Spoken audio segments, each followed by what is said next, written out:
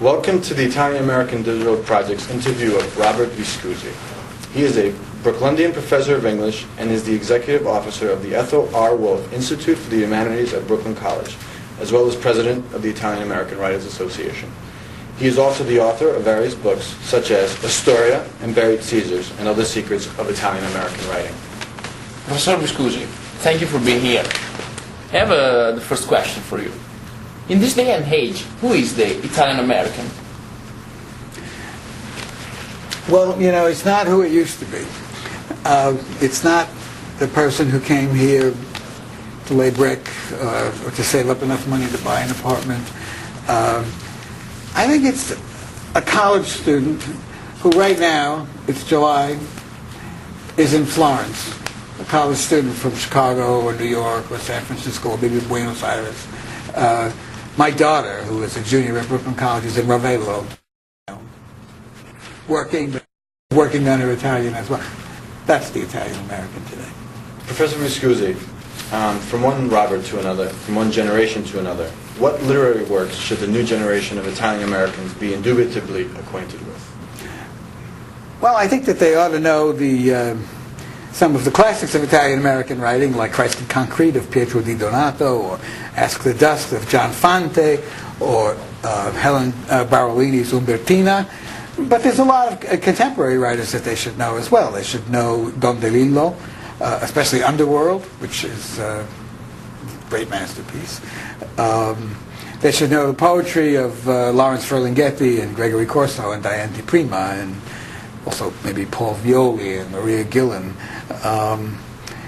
There are contemporary novelists who address a lot of concerns that young people have. The most recent one that I've been reading is Anthony Giardina, whose novel Recent History, it's called. It's quite stunning, actually, and addresses concerns that are really very contemporary. My question is, you just quoted very important and popular Italian-American writers. But why are Italian-American intellectuals relatively unknown outside the Italian-American community that is sort of limited community?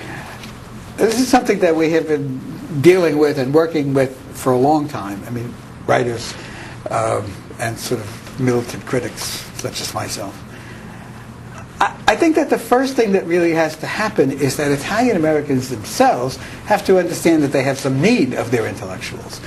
If they don't pay attention to their intellectuals and their writers, it's absurd to think that anybody else will pay attention. Yeah, sure. And also about these masterpieces, why Italian-American writers are so obsessed by the past? Well, I don't think it's true that they're so obsessed with the past. I think that it's true that lots of them have been obsessed with the past or deeply concerned with the past. And there are many reasons for that. I mean, I'd like to give really quick answers. I know we don't have a lot of time, but Italian-Americans have a very slender purchase on their own history. They don't know enough about it. And there is an enormous appetite for a usable past.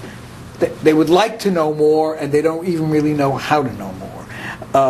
When the Ellis Island Memorial opened and you were able to get your family's, the immigrants in your family's names written on a stone, plenty of people in my family sent $100 so that their parents, who had come in 1905, whatever, would have their names engraved on this thing. They feel the loss, in some obscure way, I think, the loss of what they might have had as Italians. And they don't exactly know how to get it back. They also feel the loss of a world that really was Italian. You know, the world, you know that great opening, the wedding scene at the beginning of The Godfather? Well, when I was a kid in the 1940s, I was at 50 weddings just like that, except for the gangsters. We weren't rich enough to have gangsters. But other than that, it was the same. Throwing the sandwiches, dancing the tarantella, the old man dancing with the little girls, and the women standing there and singing C'è la luna mezzomare and trying to be more obscene the one than the next. All of that stuff. The food, the warmth. You know, that is a very, very powerful, you might almost say a radioactive trove of memory for people who, after the war, all got in their cars and drove out to Long Island or New Jersey or whatever, where their lives consist of going to the mall or going to the beauty parlor or whatever. America in the very worst sense of the word. So, they lost something and they're trying to figure out some way of retaining a purchase on it. At least that's my feeling about it. Okay, Professor Viscusi, let's talk about the present. Why now is that the only older person attend Italian-American events? Where are the young ones hiding? Well, it's not true that only old people go to Italian-American events. Depends on what they are. We were talking about, there was a concert for the birthday of Garibaldi the other night in Washington Square. And most of the people who were there were people of a certain, I wouldn't say oldness, but dignity. People such as myself. But